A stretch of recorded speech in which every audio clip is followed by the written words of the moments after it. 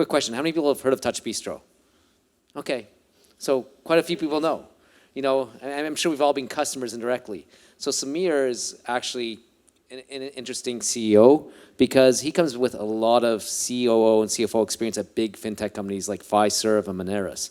So he's come to basically take TouchBistro to the promised land, which whatever that may be. Samir, come share some knowledge. Thank you for having me, and thanks for asking the question about who knew about TouchBistro. So I joined TouchBistro as a CEO just over 2 years ago. Before that, I joined the board for 1 year, but I knew the company since it started. The restaurant tech industry is interesting. So what TouchBistro does is it's a software business focused on the broader hospitality, but mostly on the restaurant space. So I actually joined TouchBistro in the middle of the pandemic.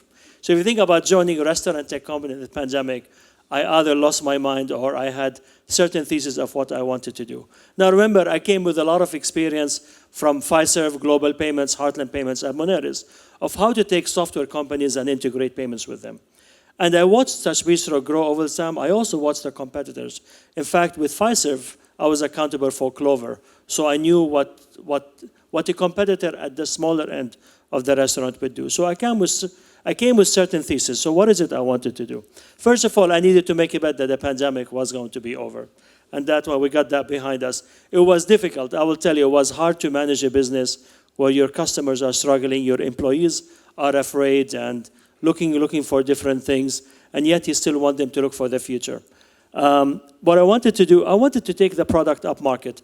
TouchBistro started mostly on a single location restaurants, mainly full service restaurants. But I think when you look at the competitors, a lot of them came into that space. And for us to win, you really need to be focused on your market segmentation and decide what right you have to win in that market. TouchBistro won in the FSR, but I think you make much more money when you go up market. They can buy a lot more products. So being a single product with a single location restaurant was not enough. When I talk about payback periods, maybe you all know, but please always watch this metric. In the single location, the payback periods in our market is over 30 months, 40 months sometimes. That is way too long. When we went up market, today we just signed a customer that has a payback period of 2.5 months. A lot of the bigger markets are focused on that. So unit economics is really important. I also think there is an opportunity to have a destination for customers that have really high quality platform, very good products, with an amazing customer experience. Oftentimes, people overlook the quality of the customer experience. From end to end, you really need to be highly focused on it. And for me, while TouchBistro started as a POS business, really the exciting part is being the complete end-to-end restaurant management platform. And I'll come to you and tell you what we added this year. Because selling POS only doesn't really make a lot of sense with the customer acquisition costs. You need to give the customers everything they need that you would deliver to them. And finally, I think what I came here, I really wanted to change the way we wanted to market. A lot of customers and competitors like the direct sales team, and we do have a direct sales team. But I don't want to burn so much capital trying to replicate what others have done. Because if you raise your customer acquisition costs, could be the winner, could be the reason why you win or not win. And I think it's really important to decide how you want to go to the market. So we're going to bring a lot of massive partnerships that will help us in distributions, not just in the US and Canada, but potentially on a global basis. So what I needed to do, and I'm going to take just maybe 2 more minutes, what I needed to do, focus on the tech stack. Do we have the right product? I quickly realized that we needed to rewrite the entire code to make the architecture maybe capable of handling the multi-location type of customers. Without that, we would be stitching solutions, and over time, that would not be serving us.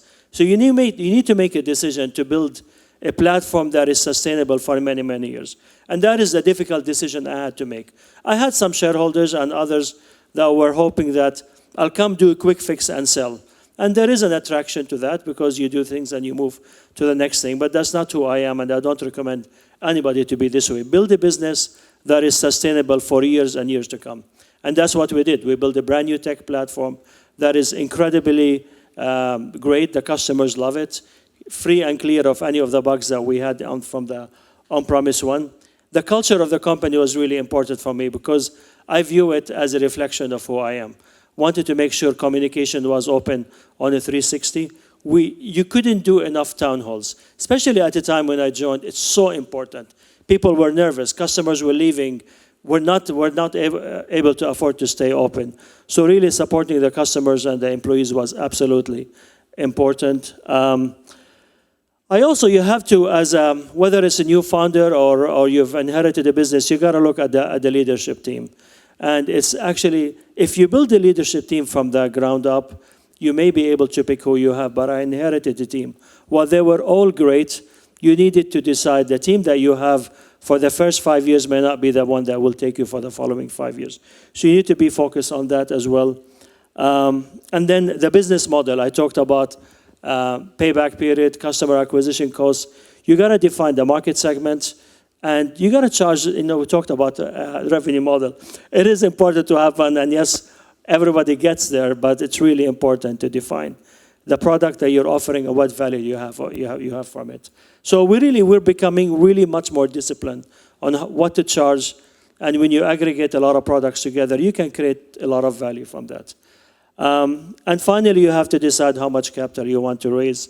And for me, that was important. As a founder, I don't think you could stop speaking with investors. You always, when you talk about pitches earlier, Kirk, it keeps you sharp. And in fact, the feedback you get from them gets you some more ideas because some of the, especially bigger investors, they've done a lot of research. And I've collected some names of potential target companies that I didn't know about before. So do spend the time to do it. And who knows when you need the next round of capital. So you do have to allocate some time for capital fundraising. So we have a new platform. I won't go just in the interest of time. We raised last year $150 million from Francisco Partners. Brand new tech platform will probably be one of the most complete end-to-end restaurant management solution in the industry. We're growing fast. We're signing big partnerships. But hopefully along the way, I've given you some feedback on the key things and the decision that I took over. I wanted to give you just some perspective of the size of the company since you know it, but in the interest of time, I'll take questions. Thank you. I'm going to jump in and ask the first question. I think you had all those actions you had to take. You came in a very difficult time. Your customers are closed. I imagine your employees are distributed. How did you reinvigorate and get that culture? Was it continue small events, or was it one or two key actions or events you had to take? Because you did not have an easy task. So just like a bit more insight on how you accomplished getting people aligned in the culture. Sure. Inside the company, I had meetings with the employees maybe on a monthly basis. And I kept driving in their mind the vision that I have for the company. And I think the confidence that you exude to them, I do think they become infected with it. And some people came to me and they said they have options to look outside the company, but they want to get my perspective.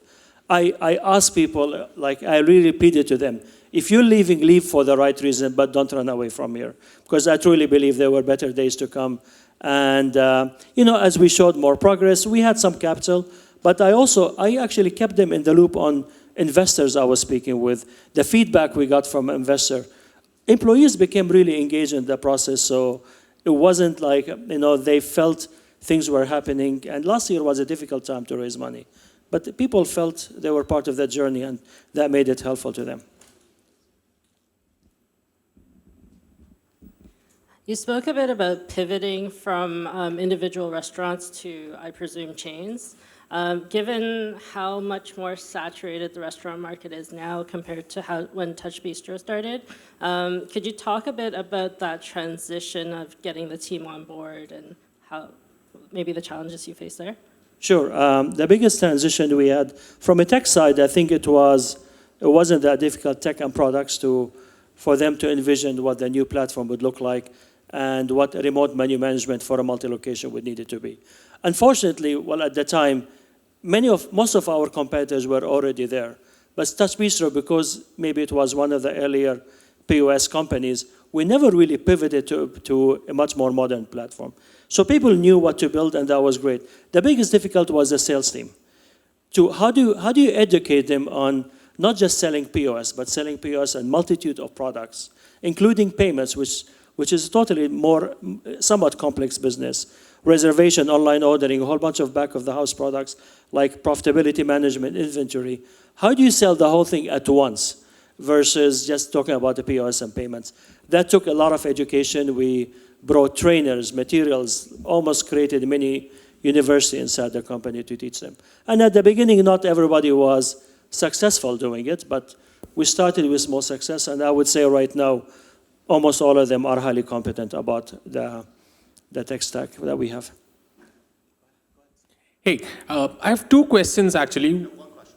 Okay, so just one question. So what happens a lot of times when when a lot of senior leadership people leave is that they take people along with them. How do you stop that? And in this entire market scenario where you're moving to larger organizations where your ACV is higher, what are the product differentiators? What do you pitch to them that you wouldn't pitch to a smaller org? Sure. So the first one, when the leadership team leaves, I've only recalled just one incident where somebody took somebody with them, but they typically sign a non-solicit. And the person that we lost that went with the leader, with all my respect, I expected that would happen. So I wasn't totally surprised. We just sent a nice letter to the person left and to the CEO to not do this again. But I don't think this hasn't happened before. And it hasn't happened after that too. So I agree this would be a problem, but you also want people to want to stay versus threaten them for not leaving, because that's not really sustainable.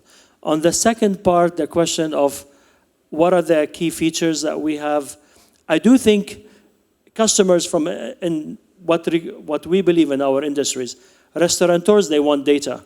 They want data that is really useful and very consumable to them. So I always tell the team, think about a day like Monday afternoon, labor cost is really high on a relative basis to revenue. How do you use the inventory that's about to go obsolete, send it to loyal customers that missed the last 2 weeks, bring them to a happy hour? These kind of decisions, oftentimes restaurateurs of all sizes, unless you're Taco Bell or big enterprises, they look at things when things are late. They look at things in the back. So the prediction we're giving to them from a data perspective, I believe ours is the best in the industry. And when you tell these stories to restaurateurs, I think they get inspired and they give us a chance at least. Last question. Right. I'm curious, how do you see your relationship with food delivery companies evolving in the near future? Do you view them as competitors because they already have catalog of all of the products and they also offer payment systems? Or do you see them as partners?